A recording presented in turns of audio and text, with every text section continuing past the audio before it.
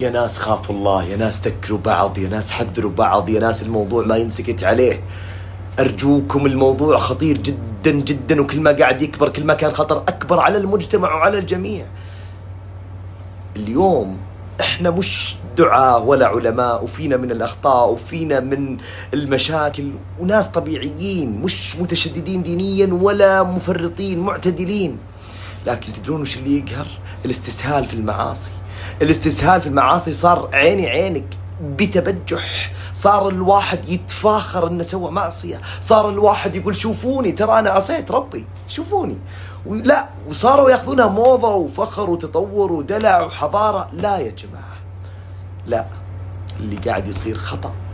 احنا مش دعاء نعم، احنا مش علماء نعم، لكن احنا مش عصاة نجاهر بالمعصية، وهذا احد اكبر الجرائم اللي ممكن ترتكبها في حق نفسك. احذر يا أخي يا أختي، كل أمتي معافى إلا المجاهرون. هذا حديث الرسول صلى الله عليه وسلم. عجبا للمؤمن يمسي وقد ستره الله، فيصبح وقد هتك وكشف ستر الله عليه. ليش تكشف ستر الله عليك؟ سويت الذنب، يا الله يا رب تب علي، بينك وبين ربك وتستغفر ويفرجها الله. لكن ليش صرنا نجاهر في الشوارع؟ مثلا طالع ماشي حاط وشم ولا حاطه وشم، تجر كلب معها في الشارع، طالعه فاتحه ملابسها وفاتحه بشكل مقزز. ليه؟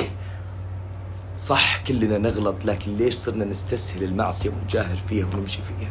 ترى الأوشام ما هي بحضارة، السلاسل اللي قاعد تسويها مدري وش ما هي بحضارة، الكلب اللي قاعد تسحبه ما هو بتطور، فتحة العباية والصدر ومدري ايش مش جمال. هذه أخطاء ومعاصي. إذا ما سترت نفسك فيها وجاهرت فيها أنت في موضوع ومرحلة خطيرة جدا.